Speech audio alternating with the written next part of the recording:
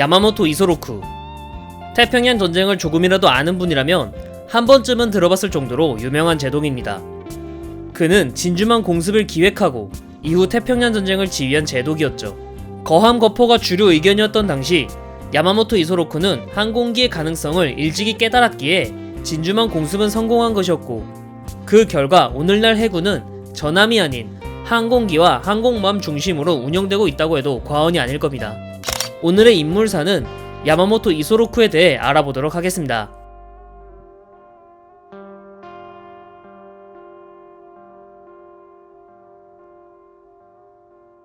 야마모토 이소로쿠는 1884년생으로 니가타현 나가오카시의 타카노가에서 6째로 태어났습니다. 이 이소로쿠의 의미는 당시 아버지가 56세에 낳은 아들이라는 의미에서 그렇게 지었다고 합니다.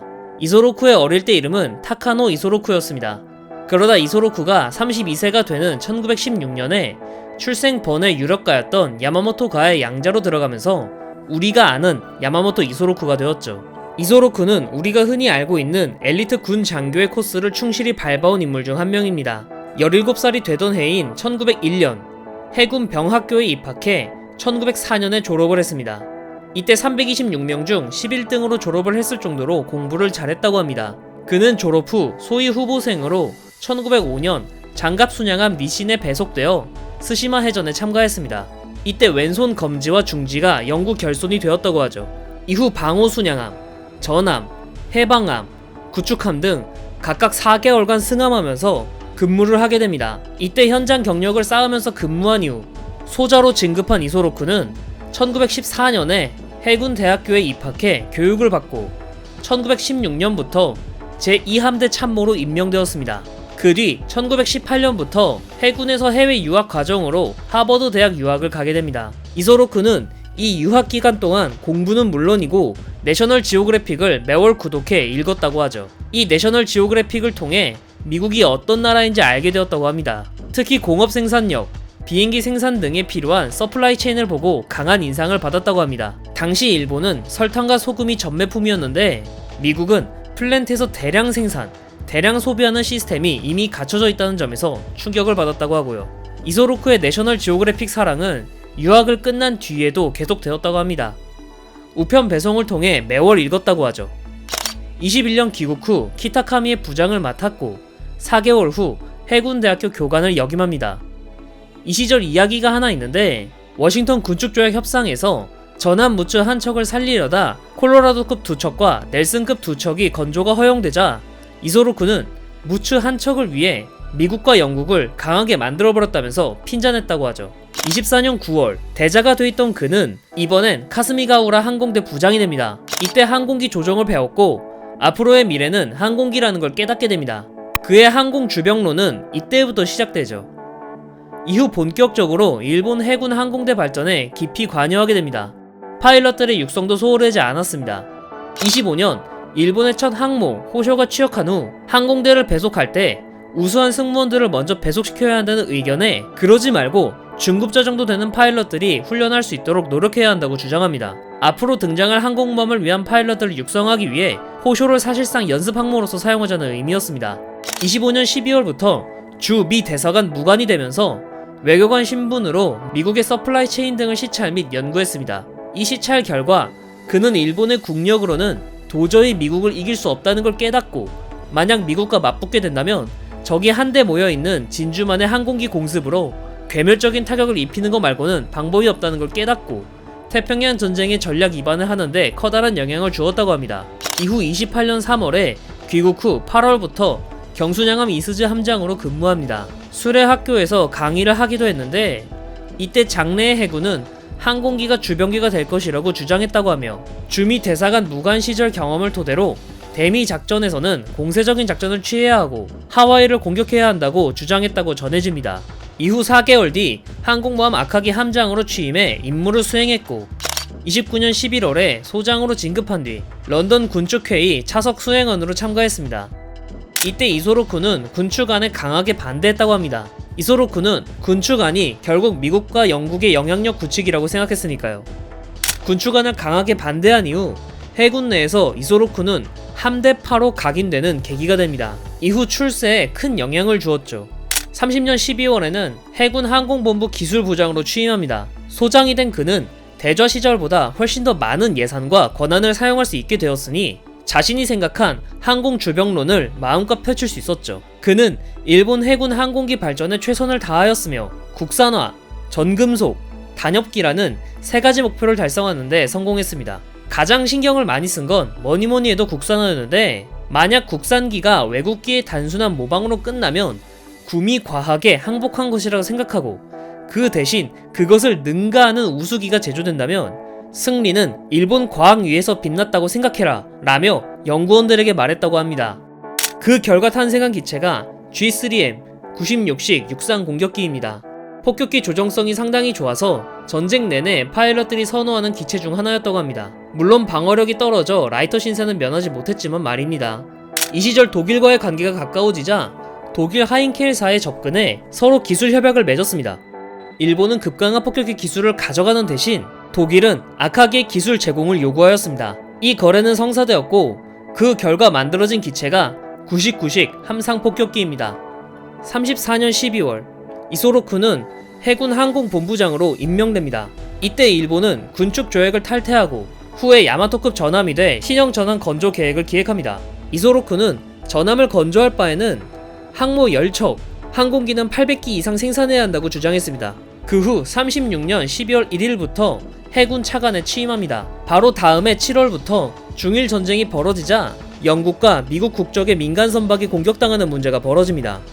이소로쿠는 외교 문제로 벌어지지 않게 하기 위해서 최선을 다해 영국과 미국 외교관을 만나며 외교 문제로 벌어지지 않도록 최선을 다했습니다. 이후 일본은 삼국동맹 체결안이 나오게 되었고 이소로쿠는 이 삼국동맹 체결안이 영미 관계 악화를 이유로 반대했습니다. 이 때문에 야마모토는 해군 내부에서 삼국동맹 찬성파에 의해 암살 위기에 놓이게 되면서 그의 최고 보직을 차관에서 멈추게 됩니다. 원래 차관 다음 해군 대신 그 뒤 총리 자리까지 노리는 게 이 당시 승진 코스였으나 암살 위기에 놓이면서 39년 8월 30일부터 26대 연합함대 사령장관으로 보직을 옮기게 됩니다. 삼국동맹 찬성파의 암살 위협에 일시적으로 중앙에서 벗어나게 하려는 인사조치였죠. 하지만 오히려 이후 벌어질 태평양 전쟁에서 가장 중요한 보직이 연합함대 사령장관인 걸 생각하면 해군 대신이 아닌 연합함대 사령장관이 된 건 나쁘지 않은 조치였습니다. 항공 주병론자인 이소로쿠는 미국과의 싸움에 대비하기 위해서는 항공기 증산밖에 방법이 없다고 주장했고, 그는 최신의 전투기인 제로센과 일식-60을 각각 1000기 이상 증산을 요구했습니다. 잇따른 해군 군축조약의 영향으로 일본은 미국과 비교해 60% 정도밖에 안 되는 해군 총톤수를 가지고 있었고, 이를 단시간에 극복할 수 있는 방법은 없기 때문입니다. 유일하게 항공기만이 그 차이를 메울 수 있을 거라고 생각했죠. 그리고 그의 생각은 정확한 판단이기도 했습니다. 1941년 1월부터 일본은 미국과의 전쟁은 피할 수 없다고 판단해 본격적으로 미국과의 대전을 준비하기 시작합니다. 이소로쿠는 유학 시절부터 줄창 주장했던 진주만 공격 계획을 구체화하는 작업에 들어가죠. 그는 미 태평양 함대를 기습해 적의 주력 부대가 모여있을 때 일망타진해 적의 사기를 꺾고 싸울 수 없는 상태로 만들어버려 최대한 빠르게 미국과 협상해야 한다고 주장했습니다. 이 주장에 주변에서는 너무 무모하다는 의견이 있음에도 이소로쿠는 자기 직함을 걸고라도 성공시키겠다며 주변을 설득했고, 결국 작전은 승인됩니다. 그리고 41년 12월 9일 진주만 공습으로 그의 생각이 옳다는 걸 전세계에 보여줬죠. 진주만 공습의 성공과 함께 동남아시아 침공이 시작되었고, 이에 이소로쿠는 실론성 공략을 해야 한다고 주장했습니다. 인도양에 있는 영국 함대를 격파해 동남아시아에서 영국의 영향력을 완전히 몰아내는 데도 성공하죠. 아시아 함대라고 하는 아부다 함대도 완전히 괴멸되었고, 동남아시아는 일본의 손아귀에 넘어갔지만 이소로쿠의 생각과는 달리 미국은 협상에 나오지 않았고 전쟁은 장기화될 수밖에 없는 운명이 되었습니다. 이소로쿠는 미 해군을 최대한 경멸해 협상 테이블로 나오도록 공세적으로 기동함대를 운영해야 한다고 생각했습니다.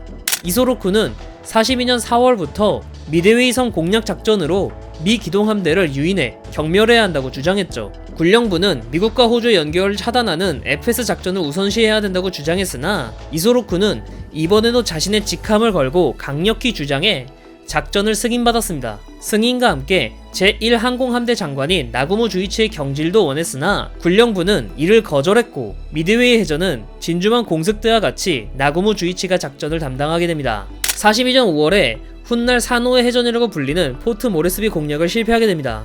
이때 이소로쿠는 사령 장관인 이노우에 제독에게 겁쟁이이며 공격 정신이 부족했다고 비난했죠. 그러나 직함까지 걸고 강하게 주장한 미드웨이 해전은 대패를 했고 이 시점부터 태평양 전쟁의 추는 점점 미국으로 넘어가고 있었습니다. 이후 42년 8월에 동부 솔로몬 해전, 42년 10월 산타크루즈 해전, 42년 11월 과달카날 해전까지 진행하면서 총공세를 하였으나 모두 실패하게 되고 더 이상 일본은 공세를 유지할 수 없게 되면서 야마모토 또한 정신적으로 몰리게 됩니다. 이 시점에서 이소로쿠는 일본의 패전을 깨달았는지 모르겠습니다. 이후 해군 항공대로 미 함대를 공격하는 2호 작전을 펼쳐 소소한 전과를 얻었으며 장병들의 사기를 진작시키기 위해 부겐빌, 쇼틀랜드 섬 등 솔로몬 제도에서 전진기지를 돌던 중 미군의 라이트닝 16기에 자신이 탄 일식-60이 격추되어 사살됩니다. 이소로쿠 사살 작전을 지시한 니미츠는 이소로쿠 사살 후 만약 그보다 더 우수한 사령관이 나올까 걱정했지만 정보부는 이소로쿠보다 나은 인사는 없다고 판단했다고 합니다. 이소로쿠는 일본 해군을 현대화한 사람이며 항공모함 운영법을 개척한 항공전술의 대가입니다. 또한 항공기 발전에도 자신의 커리어를 바쳐 이룩했죠. 그의 커리어 중 가장 베스트는 진주만 공습일 겁니다. 이 당시 항공모함은 함대의 눈으로서 전함을 보조해 정찰을 하고 타격을 해 주력함들 간의 함포전이 벌어지기 전 유리한 상황을 만드는 역할로 인식하고 있었습니다. 이소로쿠는 머리가 굳은 철포상들의 생각을 바꾸기 위해서는 실적밖에 없다고 생각했고 함포가 닿기 훨씬 전에 항공모함을 통해 적함을 격침시킬 수 있다는 생각을 증명해냈습니다. 그의 인간적인 측면도 생각보다 눈여겨볼 만한 측면이 있습니다. 이소로쿠는 자신들의 부하에 대해 상당히 부드럽고 온정적인 인물이었습니다. 가령 43년 2월에 전함 무사시에서 함상 운동회가 열렸는데 보물찾기 경기에서 사병이 건네받은 쪽지에는 야마모토 이소로쿠 본인의 이름이 적혀 있었다고 합니다. 이에 사병은 장관님 하면서 이소로쿠를 불렀고 이소로쿠도 서스럼 없이 사병에게 달려가 함께 1등으로 골인했다는 일화가 있죠. 이외에도 미드웨이 해전 이후 돌아온 나구모 제독이 비판을 받으니 나구모를 너무 책망하지 말라고 하기도 했습니다. 이처럼 능력도 있고 부하들도 잘 대해준 면을 보면 훌륭한 제독으로 평가받을 수 있습니다. 하지만 이소로쿠 또한 비판할 점이 꽤 많은 제독이기도 합니다. 이소로쿠는 항공 전술면에서 지나치게 공격 일변도였습니다.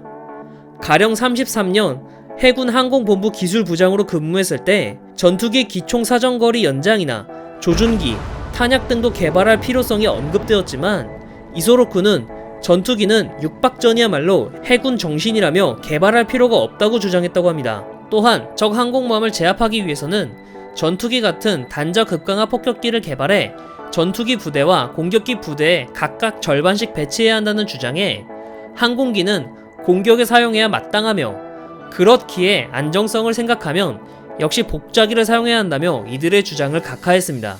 오늘날 다목적기 같은 컨셉의 항공기를 만들자는 거였는데 이소로쿠는 항공기는 어디까지나 공격이 목적이라 어중간한 것을 만드는데 부정적이었죠. 그래서 이소로쿠는 항공 주병론을 주장한 인물이긴 하나 더 정확히 말하면 폭격기 만능론자에 더 가까운 인물이라고 할 수 있습니다. 실제로 그가 직접 기획한 항공기는 96식 육상 공격기와 99식 함상 폭격기 등 전부 공격기들이죠. 이런 공격 일변도는 항공 엄호나 정찰 등 공격에 필요한 다른 요소들이 소홀하게 되는 원인이 되었습니다. 미드웨이 해전에서 항공 엄호와 정찰에서 발생한 문제 때문에 소중하게 키운 항공모함 4척을 모두 손실했으니 말이죠. 이런 공격 일변도 전술은 태평양 전쟁이 끝날 때까지 이어졌고 안 그래도 부족한 전력을 지나치게 소모했다는 비판은 피할 수 없습니다. 또한 온정주의는 거꾸로 말하면 제대로 된 인사고과가 어렵다는 점을 의미합니다. 이건 미드웨이 해전 이후 극명하게 나타났는데 미드웨이 해전에서 패전한 뒤 돌아온 나구모 주이치 제독을 경질하는 게 아니라 오히려 새로 편성된 기동함대의 사령장관을 맡깁니다. 미드웨이 해전 전에는 경질을 바랬지만 미드웨이 해전 패배 후에는 감싸주는 납득하기 좀 어려운 인사 조치인 겁니다. 서력의 기회를 주겠다 라는 의미라고는 하지만 작전 연구에서조차 시체에 채찍질 할 필요 없다 라고 하며 패배 책임 추궁은 물론 패인 연구조차 하지 않았습니다. 책임자 추궁은 둘째치고 자신들의 작전이 뭐가 문제인지 분석조차 안 하고 덮었다는 건 한 나라의 해군을 이끄는 제독으로서 큰 실책입니다. 야마모토 이소로쿠는 분명 선견지명이 있던 제독이며 항모 전술의 아버지쯤 되는 인사인 건 확실합니다. 하지만 공격 일변도 전술과 지나치게 온정주의적인 태도 때문에 시대를 앞선 선구자보다는 사실 평범한 제독들 중 한 명에 지나지 않는다는 느낌조차 받습니다. 패전과 굴욕에서 배워 43년 이후에는 일본보다 더 훌륭한 항공모함 전술을 만들어낸 미국과 비교하면 더더욱 그렇죠. 결국 항공기의 미래와 가능성에 대해서는 선견지명이 있었으나 딱 거기까지였고 더 이상 발전시키는 데에는 실패한 인사가 아니었을까 생각합니다. 오늘 준비한 컨텐츠는 여기까지입니다. 재밌게 보셨다면 좋아요와 구독하기, 멤버십 가입까지 잊지 마세요.